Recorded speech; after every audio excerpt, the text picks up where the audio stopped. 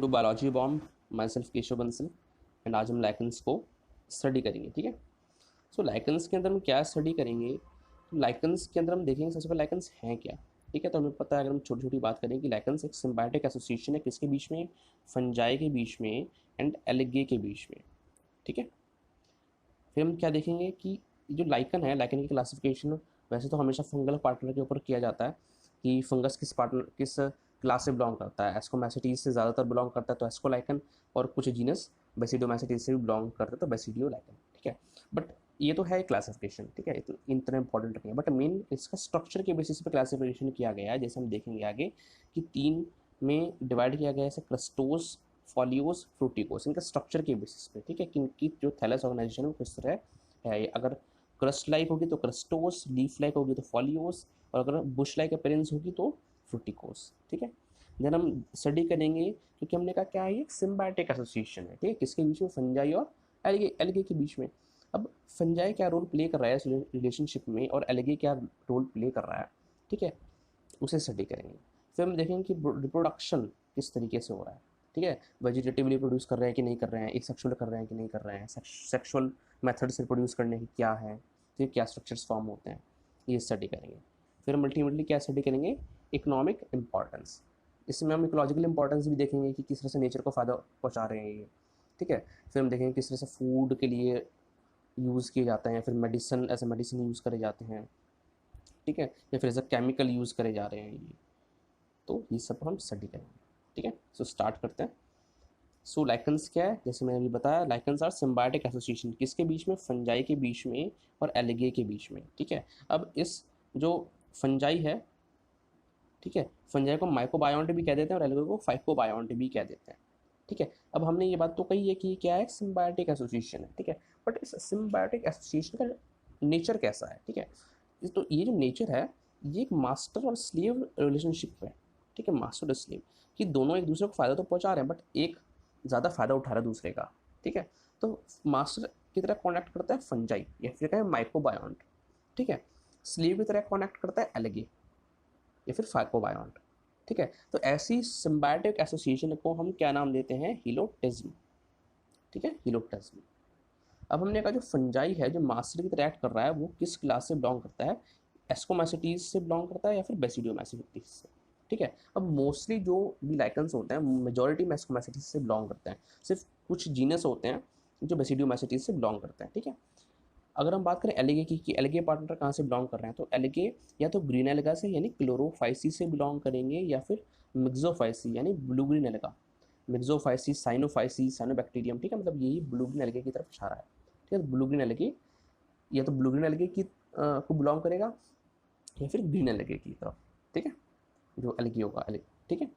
और जो term lichen है वो किसने फ्रेज की है, ठीक है, ये टर्म किसने दी, थियोफ्रेस्टस ने दी है, ठीक है। अच्छा, एक ये इंपॉर्टेंट पॉइंट है, ये शायद इकोनॉमिक इंपॉर्टेंस में भी हम देखेंगे। तो जो लाइकन्स होते हैं ये as a pollution indicator use किए जाते हैं, उसमें भी आ सकता है ये, ठीक है, एज अ पॉल्यूशन इंडिकेटर, कि जहाँ भी पॉल्यूशन होगा वहाँ पर ये ग्रो नहीं करेंगे, ठीक है।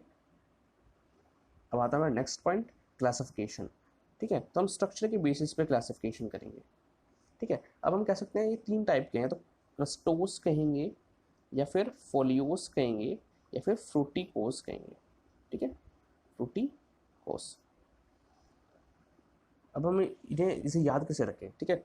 जो क्रस्टोस होते हैं क्रस्ट लाइक होते हैं, ठीक है, रॉकी सबस्ट्रेटम पे अटैच्ड होंगे, ठीक है, वहाँ पे ग्रो करेंगे।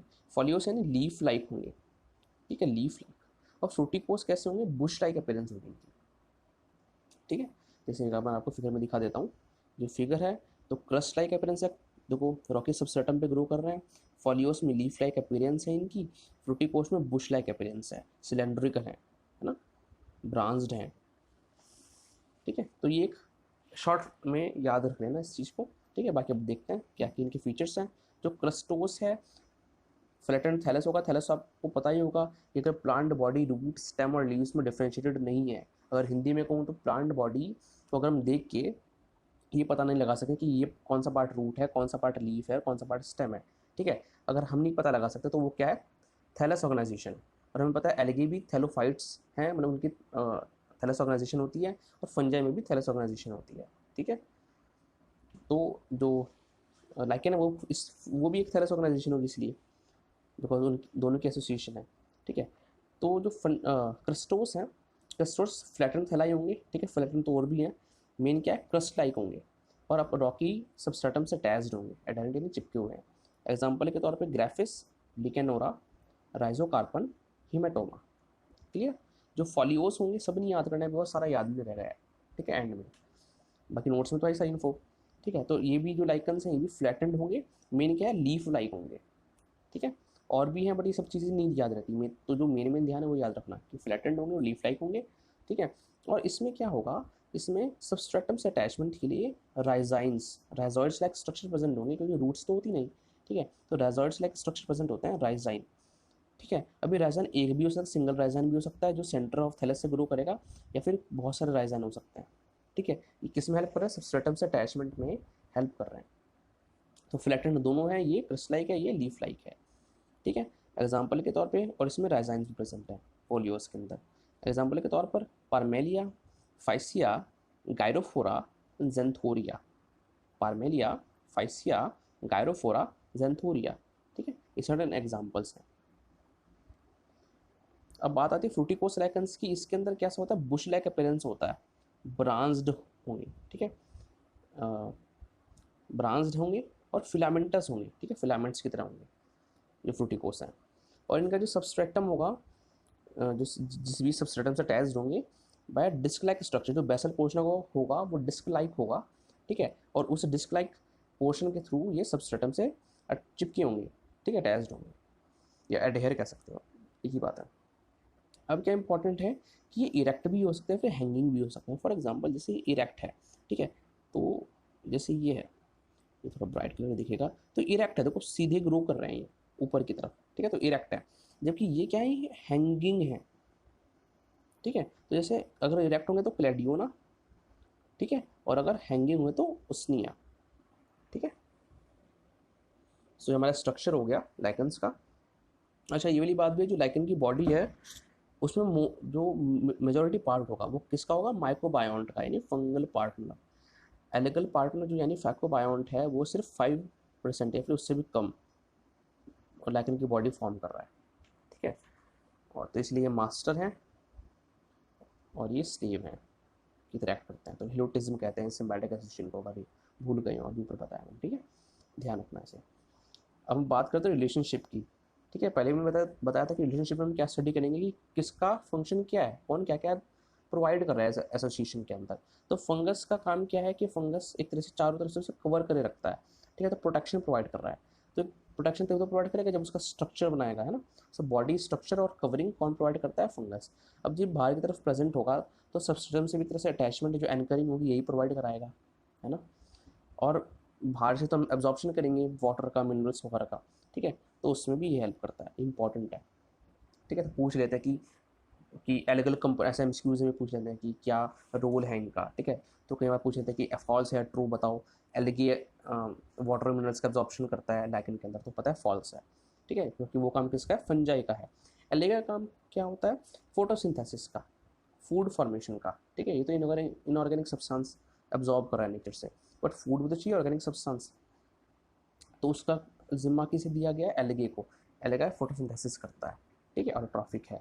अगर उससे बिलोंग करेगा मिक्सोफाइसी या फिर साइनोफाइसी कहें, मतलब ब्लू ग्रीन एलगी होगा इन शॉर्ट अगर, तो इनके अंदर हेट्रोसिस्ट भी होता है। अगर हेट्रोसिस्ट होगा तो क्या करेंगे, नाइट्रोजन फिक्सेशन करेंगे, ठीक है, नाइट्रोजन फिक्सेशन भी कर सकते हैं अगर साइनोबैक्टीरिया से बिलोंग करता होगा एलगी, ठीक है, साइनोफाइसी से करता होगा।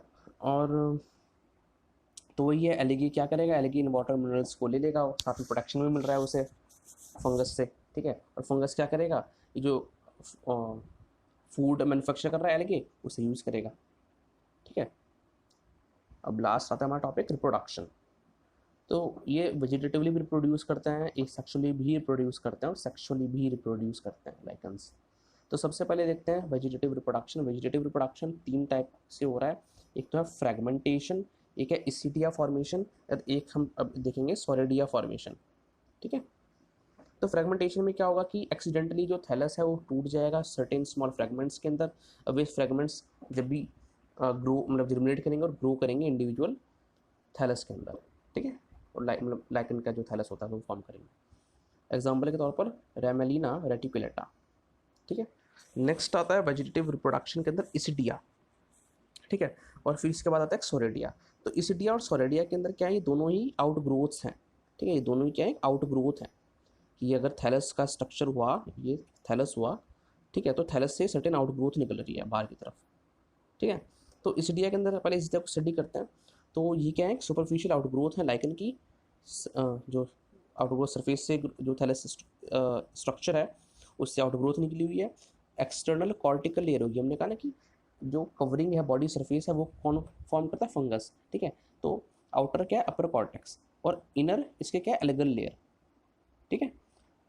अब क्या होगा, ये जो आउटर ग्रोथ फॉर्म हुई है, कंडीशन कुछ कंडीशंस आने पर ये ब्रेक ऑफ कर जाएंगी और जो इनके अंदर इसिडिया फॉर्म हुए हैं, ठीक है, एक तरह से, ठीक है, मतलब ये आउट ग्रोथ है, तो इसमें से जो ये कंटेंट निकलेगा ये वेजिटेटिव रिप्रोडक्टिव बॉडीज की रिएक्ट करेगा, ठीक है। ये इसिडिया आपके मतलब ब्रेक कर जाएंगे और इसमें से जो जब ये जर्मिनेट करेंगे, जो कंटेंट निकलेगा वो जर्मिनेट करेगा और न्यू थैलस फॉर्म कर देगा किसका, लाइकन का, ठीक है। ऐसी सेम क्या होता है इसके अंदर होता है, इसके अंदर भी देखो आउटर कॉर्टेक्स लेयर है सोरेडिया के अंदर और इनर एलेगल लेयर है, ठीक है। इसके इंडर मेडुला भी होता है दोनों में, इसमें इसिडिया के अंदर, ठीक है।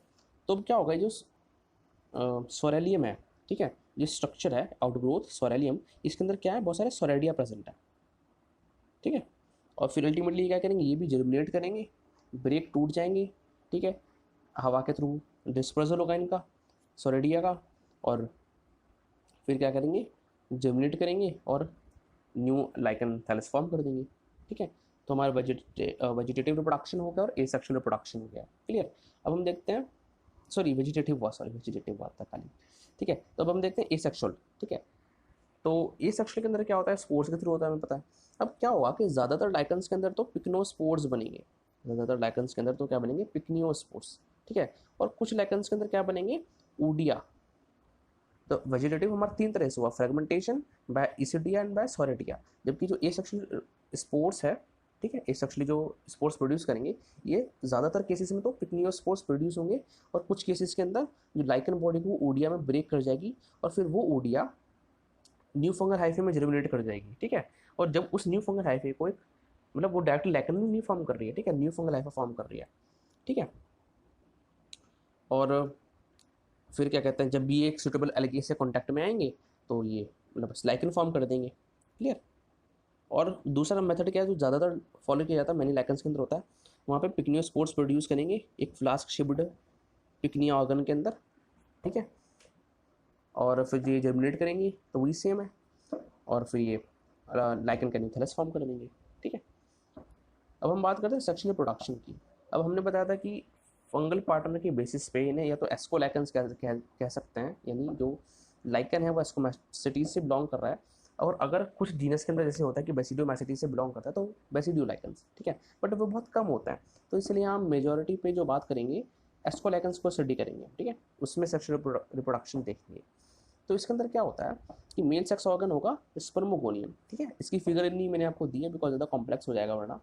तो मेल सेक्स ऑर्गन क्या होगा, स्पर्मोगोनियम, और फीमेल सेक्स ऑर्गन क्या होगा, कार्पोगोनियम।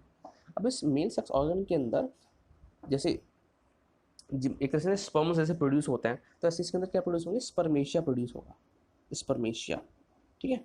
स्पर्मेशिया क्या कौन प्रोड्यूस करेगा, स्पर्मोगोनियम। और कार्पोगोनियम के अंदर जैसे एक स्टेमन होता है ना, जैसे एंजियोस्पर्म्स के अंदर, तो इसके अंदर क्या प्रेजेंट होगा, ट्राइकोगाइन प्रेजेंट होगा, ठीक है, ट्राइकोगाइन। तो ये क्या हो गया, स्पर्मेशिया इस ट्राइकोगाइन पर ट्रांसफर कर दिए जाएंगे, ठीक है। और जो जब ये ट्रांसफर कर दिए जाएंगे स्पर्मेशिया ट्राइकोगाइन पर, तो क्या होगा कि जो कॉन्टैक्ट होगा जहाँ पे, ठीक है, सेल वॉल का, वो डिजोल्व कर जाएगी और कंटेंट्स का ट्रांसफर हो जाएगा स्पर्मेशिया का ट्राइकोगाइन के अंदर, और अल्टीमेटली फ्यूजन हो जाएगा। फ्यूजन होने के बाद क्या प्रोड्यूस होंगी, फ्रूटिंग बॉडीज प्रोड्यूस होंगी, ठीक है।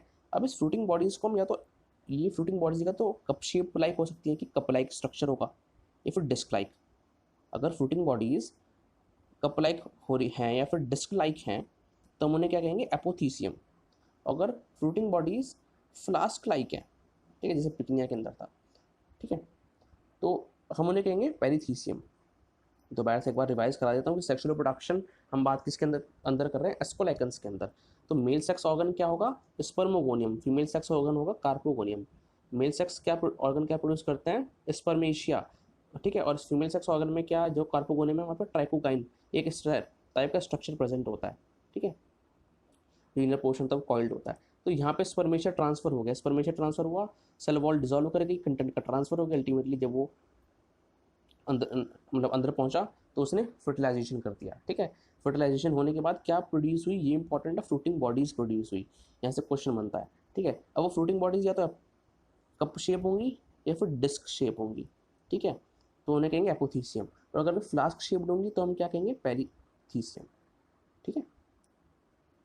अब क्या होता है इसका, ये जो चाहे एपोथीसियम हो चाहे पेरीथीसियम हो, इनके अंदर क्या प्रोड्यूस होंगे, स्पोर्स प्रोड्यूस होंगे। फिर वही वाली बात है, ये स्पोर्स का डिस्पर्सल होगा और न्यू लाइकन बॉडी फॉर्म हो जाएगी, ठीक है। तो हमारा लास्ट टॉपिक बचता है अब इकोनॉमिक इंपॉर्टेंस। तो क्या क्या इंपॉर्टेंस है इनकी, तो एक तो सबसे पहले देखते हैं इकोलॉजिकली की नेचर को क्या फ़ायदा हो रहा है। फॉर एग्जांपल जैसे क्रस्टोस लाइकन है, क्रस्टाइक होंगे, हम देखा फिगर में भी देखा हमने। तो ये रॉकेट सबस्ट्रेटम पे ग्रो करते हैं। अब ये क्या करते हैं, उस रॉकेट सबस्ट्रेटम को डिसइंटीग्रेट करेंगे, ठीक है, उस रॉक को तोड़ेंगे और क्या करेंगे, जब ये खुद डाई करेंगे तो उनके साथ मिल जाएंगे और अल्टीमेटली क्या फॉर्म करेंगे, ह्यूमस। अब इस ह्यूमस पे ये क्या सपोर्ट करता है, वेजिटेशन की ग्रोथ सपोर्ट करता है। फिर से बताता हूँ कि क्या कर रहे हैं, ये जो क्रस्टोस लाइकन है ये रॉकी सबस्ट्रेटम पे ग्रो करता है, हमें पता है क्रस्ट लाइक अपीयरेंस होता है इनका, ठीक है। अभी क्या करेंगे, ये इस रॉक के जो पार्टिकल्स हैं उन्हें डिजोल्व कर देंगे, डिसइंटीग्रेट कर देंगे सॉइल पार्टिकल्स में, कैसे, और जब ये खुद भी डाई करेंगे तब ये उस उनके साथ मिलकर ह्यूमस का फॉर्मेशन कर देंगे, जिस पर जैसे मॉसिस हो गए, फर्न्स हो गए, फिर और दूसरे प्लांट्स हो गए, वो ग्रो करेंगे, है ना। तो ये क्या प्रोवाइड कर रहे हैं, एक तरह से एक सबस्ट्रेटम प्रोवाइड कर रहे हैं, ठीक है। मतलब एक तरह से एक क्या कहना चाहिए उसे, मतलब एक तरह से एक रास्ता प्रोवाइड कर रहे हैं जिससे और वेजिटेशन इस पर ग्रो कर सके, है ना। तो नेचर को हेल्प कर रहे हैं। तो एक तरह से एक लॉजिकल इंपॉर्टेंस है हीलिंग की, ठीक है। अब हम देखते हैं कि मतलब और क्या क्या फ़ायदा नहीं, जैसे मैन को या फिर एनिमल्स को फूड की तरह हेल्प करेंगे, ठीक है, मेडिसिन की तरह हेल्प कर सकते हैं, या फिर सर्टेन केमिकल यूजेस हो सकते हैं इनके, वो तो डायरेक्ट नेचर को फ़ायदा था। अब जैसे सेट्रेरिया आइसलैंडिका जो हो गया, जिसे हम आइसलैंड मॉस भी कहते हैं, ठीक है। तो ये मतलब मैंने खाते हैं इन्हें, ठीक है, आइसलैंड में यूज़ की जाती है। अम्बिलिकेरिया हो गया, ठीक है, ये भी यूज़ करी जाती है फॉर मतलब मैन के लिए। और जो क्लेडियोना रंगीफेरा होती है, ये जैसे जो भी पहाड़ी इलाके होते हैं यहाँ पे और वेजिटेशन जनरली ग्रो नहीं करता, ठीक है, तो वहाँ पे एनिमल्स इन्हें ईट करते हैं। क्लेडियोना रंगीफेरा, इसे रेंडियर मॉस भी कहते हैं, ठीक है। अब हम बात करेंगे मेडिसिनल इंपॉर्टेंस की। तो जैसे पेल्टिकेरा कैनाइना हो गया, लोबेरिया पल्मोनेरिया हो गया, ठीक है। तो इनके अंदर मेडिसिनल प्रॉपर्टीज़ होती हैं, ये हील करने के काम आते हैं। लास्ट है आपका केमिकल यूजेस। तो जैसे रोसेला की स्पीशीज़ हो गई या फिर लेकोनेरा की स्पीशीज़ हो गई, ये क्या फॉर्म करेंगे, सर्टेन केमिकल्स का फॉर्मेशन करेंगे जो as a colouring agent use होता है। इन्हें क्या कहते हैं, तो ऑर्किल, इन कलरिंग एजेंट को ऑर्किल या फिर कटबियर, ठीक है। ये जो भी वुलन के क्लोथ होते हैं, फिर सिल्क हैं, सिल्क वुलन या सिल्क के फैब्रिक्स हैं, इन्हें कलर करने में हेल्प करते हैं, ठीक। तो यहाँ पे आपका लाइकन जो है वो कंप्लीट हो गया। और अगर आपको वीडियो अच्छा लगा तो वीडियो को लाइक करें, चैनल को सब्सक्राइब करें, और जो भी सारी वीडियोज़ हैं उन्हें शेयर करें ताकि और की भी हेल्प हो सके, ठीक है। एंड डोनेट करें, ठीक है। अगर आप 10 रुपीज़ भी डोनेट करते हैं तो छोटा छोटा कंट्रीब्यूशन बड़ा इफेक्ट डालता है, ठीक है। मुझे भी हेल्प होगी, जो इतना सारा टाइम इसमें लगता है मैं और हेल्प कर पाऊँगा आप लोगों की। And thanks from biology bomb, see you next time.